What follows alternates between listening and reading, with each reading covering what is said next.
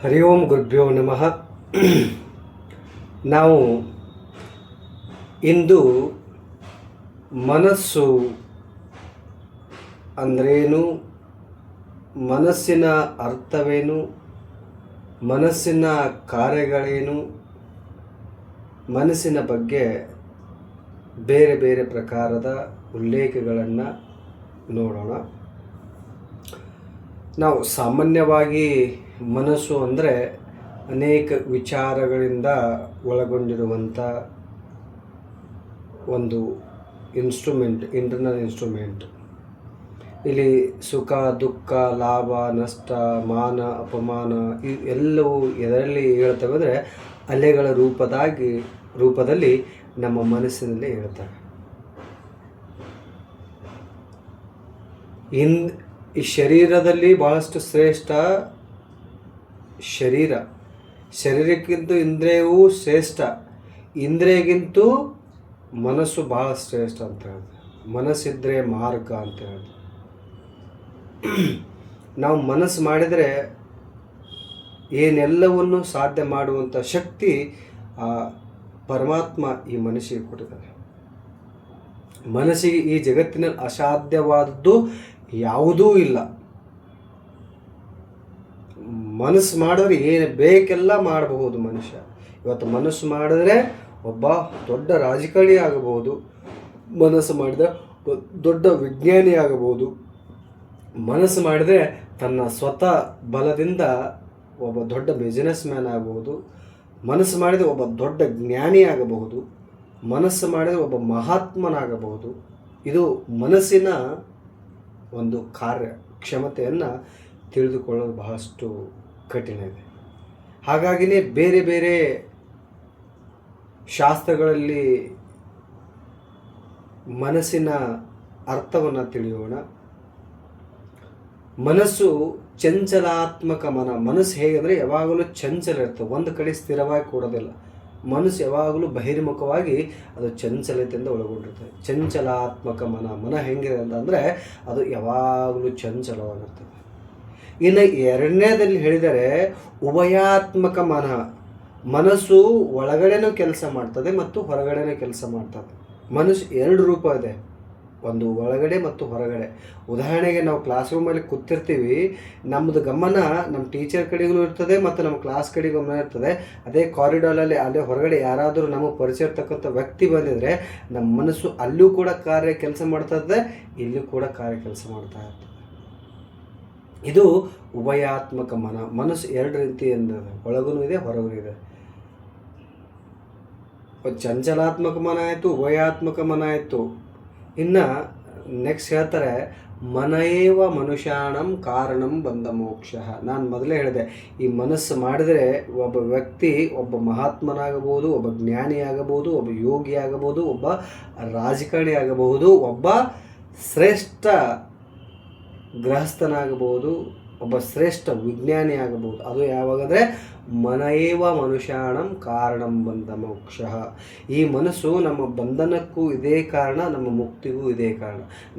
ನಮ್ಮ ಮನಸ್ಸು ಒಂದೆಡೆ ಬಂಧನದಿಂದ ಹೊರಗಡೆ ಬಂದು ನಾನು ಒಬ್ಬ ಶ್ರೇಷ್ಠ ವ್ಯಕ್ತಿ ಆಗಬೇಕು, ಅದು ರಾಜಕಾರಣಿ ಆಗಿರಲಿ ಅಥವಾ ಸೈಂಟಿಸ್ಟ್ ಆಗಿರಲಿ ಅಥವಾ ದೊಡ್ಡ ಬಿಸ್ನೆಸ್ ಮ್ಯಾನ್ ಆಗಿರಲಿ ಅಥವಾ ಮಹಾತ್ಮನಾಗಿರಲಿ, ಸಂತನಾಗಿರಲಿ, ಏನೇ ಒಂದು ಆಗಬೇಕಂದ್ರೆ ಇದು ಮನಸ್ಸು ಕಾರಣ. ಮನಸ್ಸು ನಿರ್ಧಾರ ಮಾಡ್ತು ಅಂದರೆ ಆ ವ್ಯಕ್ತಿ ಹಂಗಾಗ್ತಾನೆ. ಅದಕ್ಕಲ್ಲೇ ನಮ್ಮ ಆಡು ಭಾಷೆಯಲ್ಲಿ ಮನಸ್ಸಿದ್ದರೆ ಮಾರ್ಗ. ಮನಸ್ಸು ಮಾಡಿದೆವು ಅಂದರೆ ಏನು ಬೇಕಾದೆಲ್ಲ ಮಾಡ್ಬೋದು. ಇದು ಮನಸ್ಸಿನ ಉಲ್ಲೇಖ. ಮನಸ್ಸು ಬಹಳಷ್ಟು ದ್ವಂದ್ವದಿಂದ ಕೂಡಿರ್ತದೆ. ಇದು ಅದೇ ಚಂಚಲಾತ್ಮಕ ಮನ ಹೇಳಿದ್ನಲ್ಲ, ಇದು ಚಂಚಲಾತ್ಮಕ ಇದೆ, ಉಭಯಾತ್ಮಕ ಮನ ಇದೆ, ಮನಯೇವ ಮನುಷ್ಯಾಣಂ ಕಾರಣಂ ಬಂಧ ಮೋಕ್ಷ ಇದೆ. ಇದೆಲ್ಲ ಮನಸ್ಸಿನ ಅರ್ಥಗಳು. ಈ ಮನಸ್ಸು ಒಂದು ವೇಳೆ ನಾವು ನಿಗ್ರಹವನ್ನು ಮಾಡಿಕೊಂಡ್ರೆ ನಾವು ಎಲ್ಲವನ್ನು ಸಾಧನೆ ಮಾಡ್ಬೋದು. ಇದು ಅಂತಃಕರಣದಲ್ಲಿ ಒಂದು ಭಾಗ ಮನಸ್ಸು. ಹಾಗಾಗಿ ಮನಸ್ಸಿನ ಅಲೆಗಳು ಹೇಗಿದೆ ಅಂತಕ್ಕಂಥದ್ದು ಇದರ ಮೇಲೆ ನಮ್ಮದು ವ್ಯಕ್ತಿತ್ವದ ನಿರ್ಮಾಣವಿದೆ. ಹಾಗಾಗಿ ಈ ಮನಸ್ಸು ಪತಂಜಲಿ ಯೋಗ ಸೂತ್ರ ಪ್ರಕಾರ ಮನಸ್ಸು ಯಾವ್ಯಾವ ಭಾವನೆಗಳು ಮಾಡ್ತದೆ ಅಂತಂದ್ರೆ ಅವರು 5 ಪ್ರಕಾರ ಹೇಳಿದ್ದಾರೆ. ಪ್ರಮಾಣ, ವಿಪರ್ಯ, ವಿಕಲ್ಪ, ನಿದ್ರಾ, ಸ್ಮೃತಯ 5 ಪ್ರಮಾಣ. ಯಾವ 5 ಪ್ರಮಾಣಗಳು ಅಲ್ಲೇ ಮನೈವ ಮನುಷ್ಯಾಣಂ ಕಾರಣಂ ಬಂದ ಮೋಕ್ಷ, ಯಾವ ಪ್ರಮಾಣ, ವಿಪರ್ಯ, ವಿಕಲ್ಪ, ನಿದ್ರಾ, ಸ್ಮೃತಯ ನಮ್ಮ ಸಾಧನೆಗೆ ನಮ್ಮ ಅನುಕೂಲ ಮಾಡಿಕೊಟ್ರೆ, ಈ ವಿಚಾರಗಳು ಅನುಕೂಲತೆ ಮಾಡಿಕೊಟ್ರೆ ಆ ವ್ಯಕ್ತಿ ಒಬ್ಬ ಶ್ರೇಷ್ಠ ವ್ಯಕ್ತಿ ಆಗಬಹುದು. ಇದು ನಾವು ಅಕ್ಲಿಷ್ಟ ಅಂತ ಕರಿತೀವಿ.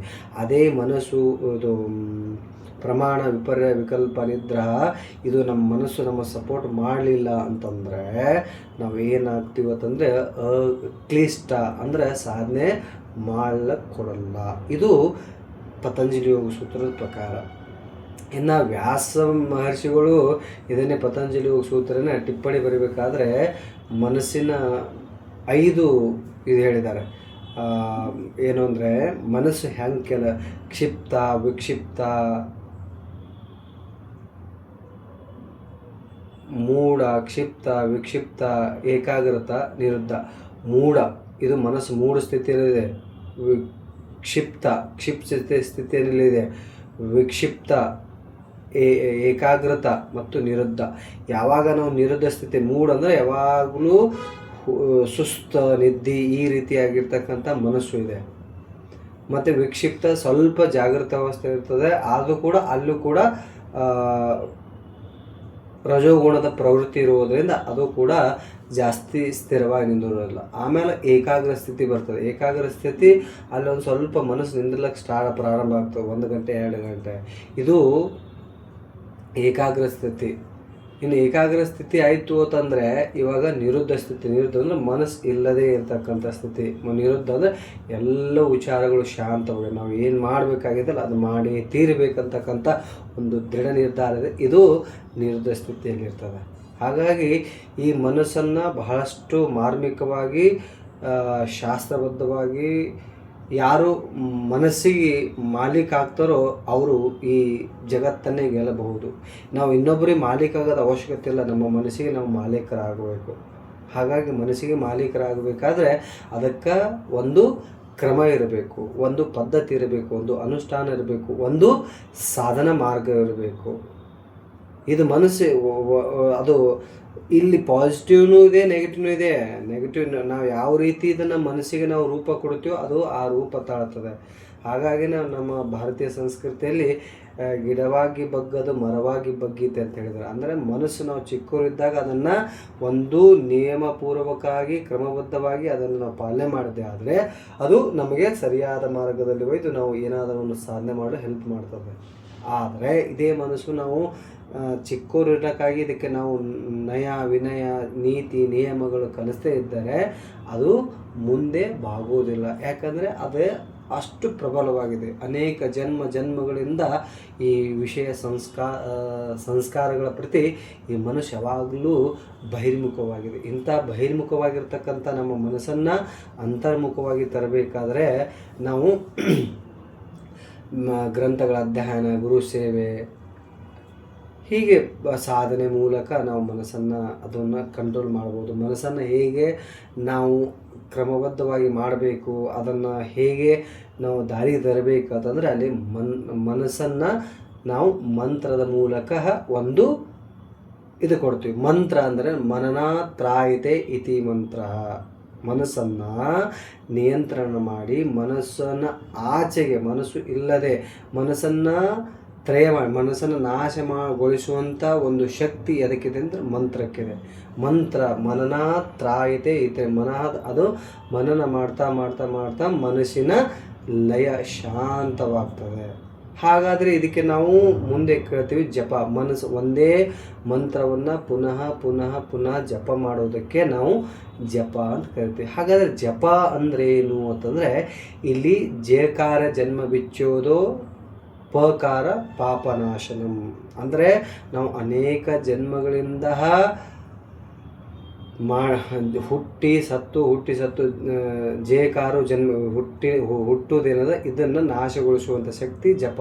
ಪಕಾರ ಅಂದರೆ ನಾವು ಏನು ಎಲ್ಲ ಜನ್ಮದಲ್ಲಿ ಮಾಡಿರ್ತಕ್ಕಂಥ ಕರ್ಮಗಳಿರಲ್ಲ ಆ ಕರ್ಮಗಳನ್ನು ನಾಶಗೊಳಿಸುವಂತಹ ಪಕಾರ ಪಾಪನಾಶ, ನಾವು ಮಾಡಿರ್ತಕ್ಕಂಥ ಪಾಪವನ್ನು ನಷ್ಟಗೊಳಿಸುವಂಥ ಶಕ್ತಿ ಎದಕ್ಕಿದೆ ಅಂದರೆ ಜಪಕ್ಕಿದೆ. ಜೇಕಾರ ಜನ್ಮವಿಚ್ಛೇದೋ ಪಕಾರ ಪಾಪನಾಶನಂ. ನಾವು ಜಪ ಮಾಡೋದ್ರಿಂದ ನಾವು ಅನೇಕ ಜನ್ಮದಲ್ಲಿ ಮಾಡಿರ್ತಕ್ಕಂತಹ ಕೆಟ್ಟ ಕರ್ಮಗಳನ್ನು, ಕೆಟ್ಟ ಕರ್ತವ್ಯಗಳನ್ನು ನಾಶಗೊಳಿಸುವಂಥ ಶಕ್ತಿ ಎದಕ್ಕಾದರೂ ಇದ್ದರೆ ಅದು ಜಪಕ್ಕಿದೆ. ನಾವು ಜಪವನ್ನು 4 ವಿಧಿಗಳಾಗಿ, ಆಧ್ಯಾತ್ಮಿಕ ಪ್ರಕಾರವಾಗಿ ಮತ್ತು ಯೋಗದ ಪ್ರಕಾರವಾಗಿ, ಅಲ್ಲಿ ಮಂತ್ರ ಯೋಗ ಇದೆ. ಮಂತ್ರ ಯೋಗದಲ್ಲಿ ಇದು ಜಪಗಳ ಪ್ರಕಾರ ಬರ್ತದೆ. ಎಷ್ಟು ಪ್ರಕಾರ ಅಂದರೆ, ಒಂದು ವೈಖರಿ ಜಪ, ಉಪಾಂಶು ಜಪ, ಮಾನಸಿಕ ಜಪ, ಅಜಪ ಜಪ. ವೈಖರಿ ಜಪ ಅಂದರೆ ನಾನು ಮಂತ್ರವನ್ನು ಹೇಳೋದನ್ನು ನಿಮಗೆ ಕೇಳ್ತದೆ. ಉದಾಹರಣೆಗೆ ಶ್ರೀರಾಮ ಜಯ ರಾಮ ಜಯ ಜಯ ರಾಮ, ಶ್ರೀರಾಮ ಜಯ ರಾಮ ಜಯ ಜಯ ರಾಮ, ಹರೇ ಕೃಷ್ಣ ಕೃಷ್ಣ ಕೃಷ್ಣ ಹರೇ ಹರೇ, ಹರೇ ರಾಮ ರಾಮ ರಾಮ ಹರೇ ಹರೇ, ಹರೇ ಕೃಷ್ಣ ಕೃಷ್ಣ ಕೃಷ್ಣ ಹರೇ ಹರೇ, ಹರೇ ರಾಮ ರಾಮ ರಾಮ ಹರೇ ಹರೇ. ಈ ರೀತಿಯನ್ನು ಉಚ್ಚಾರಣೆ ಮಾಡ್ತೀವಲ್ಲ, ಅದು ನಾವು ಅದಕ್ಕೆ ವೈಖರಿ ಜಪ ಅಂತ ಕರಿತೀವಿ. ಇದೇ ಮಂತ್ರವನ್ನು, ಅದು ರಾಮ ಮಂತ್ರವಾಗಿರಲಿ ಅಥವಾ ಕೃಷ್ಣ ಮಂತ್ರ, ಯಾವುದೇ ಮಂತ್ರವನ್ನು ನಾವು ಕೇವಲ ತುಟಿಗಳ ಮೂಲಕ, ಉದಾಹರಣೆಗೆ ನೋಡಿ, ನಾವು ಕೇವಲ ನಾನು ಧ್ವನಿ ಕೇಳೋದಿಲ್ಲ, ನನ್ನ ತುಟಿ ಅಪ್ಪು ಮೇಲೆ ಕೆಳಗಡೆ ಬರ್ತಕ್ಕಂಥದ್ದು ನಿಮಗೆ ಗೊತ್ತಾಗ್ತದೆ.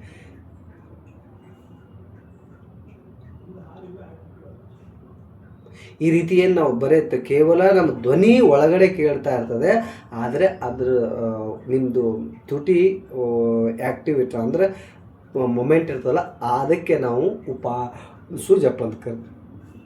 ಆ ಜಪದಲ್ಲಿ ನಾವು ರಾಮ ಮಂತ್ರ ಹೇಳ್ಬೋದು, ಕೃಷ್ಣ ಮಂತ್ರ ಹೇಳ್ಬೋದು, ಗಾಯತ್ರಿ ಮಂತ್ರ ಹೇಳ್ಬೋದು. ಮಂತ್ರಗಳು ಬೇರೆ ಬೇರೆ ಇದೆ. ನಾವು ಆನಂತರ ಅದು ಮಂತ್ರಗಳನ್ನು ಸ್ವಲ್ಪ ನೋಡೋಣ, ಯಾವ ಮಂತ್ರ ಚಾಂಟಿಂಗ್ ಮಾಡಿದ್ರೆ ಏನಾಗ್ತದೆ. ಈಗ ಉಪಾಂಶು ಆಯಿತು, ವೈಖರಿ ಆಯಿತು, ಉಪಾಂಶ ಆಯಿತು, ಮಾನಸಿಕ ಸೇಮ್ ಇದನ್ನೇ ಮಂತ್ರ. ನಾನು ತುಟಿನ ಯೂಸ್ ಮಾಡ್ತಾಯಿಲ್ಲ, ನಾನು ಸೌಂಡು ಯೂಸ್ ಮಾಡ್ತೇನೆ, ಕೇವಲ ನಮ್ಮ ಮನಸ್ಸಿನ ಮೂಲಕ ಆ ಮಂತ್ರವನ್ನು ಚಾಂಟ್ ಮಾಡ್ತೇವೆ. ಫಾರ್ ಎಕ್ಸಾಂಪಲ್, ನಾನು ಶ್ರೀರಾಮ್ ಜೈ ರಾಮ್ ಜೈ ಜೈ ರಾಮ್, ಶ್ರೀರಾಮ್ ಜೈ ರಾಮ್ ಜೈ ಜೈ ರಾಮ್, ಇದು ವೈಖರಿ. ಉಪಾಂಶ ಈಗ ತುಟಿನ ಯೂಸ್ ಆಯಿತು. ಇನ್ನು ಮಾನಸಿಕಲ್ಲಿ ನಾನು ತುಟಿನ ಯೂಸ್ ಆಗಲ್ಲ, ಏನಾಗಲ್ಲ,